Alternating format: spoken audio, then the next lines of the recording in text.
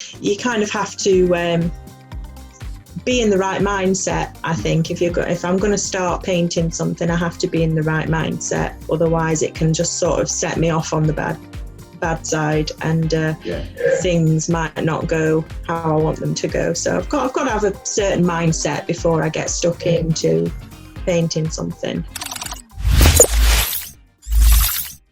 Hi, welcome to today's Ask Austin. Today I'm speaking to Jenna Hopkins from Colourful Pixie. Hi Jenna, how are you? Hi, I'm good. How are you? Yeah, I'm great, thanks. So do you want to tell us a little bit about what you do? I'm an abstract artist. I'm specialise in acrylic abstract art, and my style is intuitive art, which is basically just you sort of go with your gut and you go with your instincts, and just I don't sort of sketch anything out. I don't draw anything out. Just what comes from me goes onto the canvas, and that's. And I can chop and change, I'll change direction with a painting maybe 3 or 4 times before it's finished. Really? But that is just part of the intuitive process. If I feel that something's not working or something might work a little bit better, then I'll just change direction and go that way instead. So it's very kind of, maybe not the right word, but spur of the moment. It is, yeah. That's pretty much it. Yeah, spur of the moment. Yeah. So you kind of have to be in the right mindset. I think if I'm going to start painting something, I have to be in the right mindset. Otherwise, it can just sort of set me off on the bad side, and things might not go how I want them to go. So I've got to have a certain mindset before I get stuck into painting something. I was going to say that. I guess you've got to have an initial idea. You can't just sit down at the easel and say, right, what am I going to paint? You need to have something to kind of kick that process off. It very much it comes from sort of my mood and how I'm feeling, and my environment has a lot as well. And then when I'm doing commissions for people, I'll sort of take their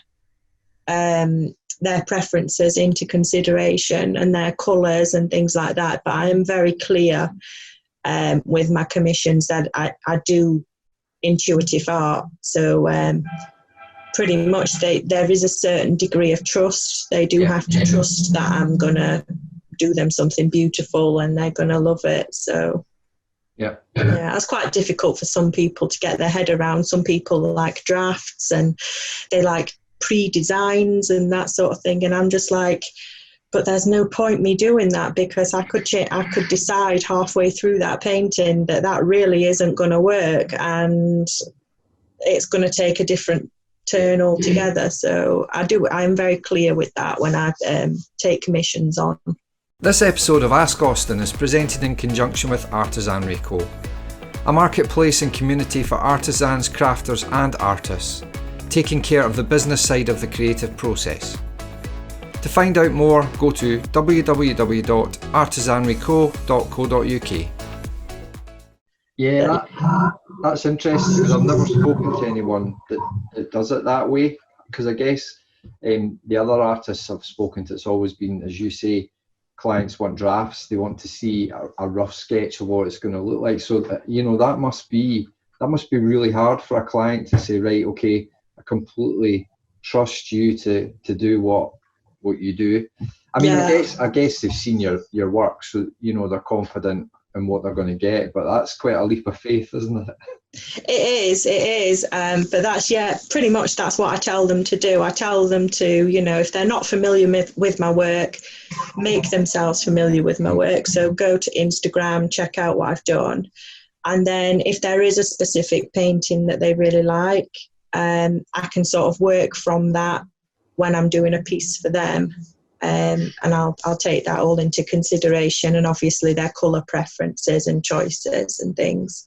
So it is a bit of a leap of faith. I've never had. I'm not going to say it because I'm not going to jinx myself. So I was going to ask the question that you're not going to say, but I thought it's not fair to ask that. and it's all worked out pretty well for me so far. Good. So yeah, but there's always a first time, but I'm not going to jinx myself. Definitely not a good idea. So what got you into painting, and has it always been this style, or when you started off, was it that you did drafts for people? You know, tell us about how you kind of got to where you are now. No, I've never done drafts. Personally, I don't really like. It's not that I don't like it. It's not my style to do a piece of art that looks exactly like a photograph. Mm-hmm. So you can get some amazing paintings that look just like a photograph, and they're absolutely brilliant, but that's not my style. And so people probably know that when they come to me already, that that's not what they're going to get. And if that's what they want, then that's fine, but they won't get that from me. So they need to go and find someone else to do that for them. But no, my style's always been intuitive. I've always done exactly sort of what I want, really, and I wing it almost. When I'm doing my paintings, I just wing it and kind of do whatever I feel at the time, and that works out pretty well for me a lot of the time. So I've always done abstract. I've always liked abstract. I've tried lots of different styles, but abstract is the one that's stuck. It just gives you so much more freedom, and I guess you can, you know, if your paintbrush goes in the wrong direction, or it goes in a slightly different way to what you wanted it, it's not a big deal. You can work with it. It's all about kind of working with the paint and working with it rather than against it. Yeah. So yeah. So that's quite an interesting concept, because I guess the way you work, does that mean that you don't feel there's as much pressure on you to maybe deliver, you know, to your client's expectations, because it is so kind of off the cuff? Or do you kind of put your own pressure on yourself? Yeah, I was going to say I do have my own standards, and I have my own pressures, and that's enough, to be honest. I'm quite. If something's not right, I'll know in my head that it's not right. But to somebody else, they probably wouldn't even notice. But to me, if it's not turned out how I want it to turn out, then I would know that. Someone else may not necessarily know that. It'll bug you. It'll bug you because you can bug me. Yeah, that's it. Yeah, it bugged me until I got it right. Yeah. Awesome. So I was going to ask about how you get the ideas for your paintings, but yeah, that's maybe quite a tricky one. But yeah, you must have an initial kind of thought. You know, is there anything that you kind of use to inspire you, or is it purely just you sit down and it's It can be a mixture of everything. I found that I get inspiration from a lot of things, and I'm able to take inspiration from a lot. So things like obviously nature and the sea. I know those are big inspirations for a lot of artists. Anything with colour. So even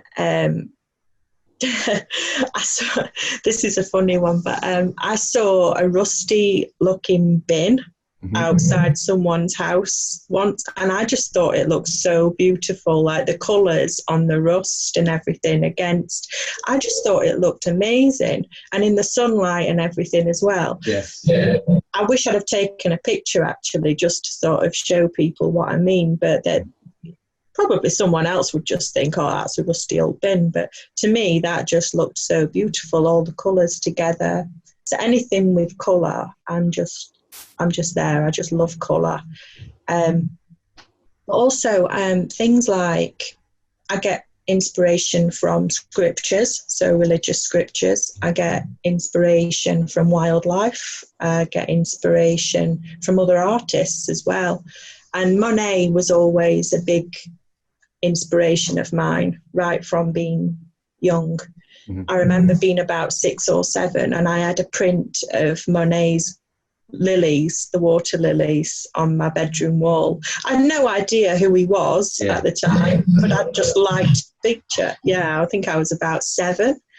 And and it wasn't until later years I realised actually he was quite a big deal. Yeah. Well, yeah.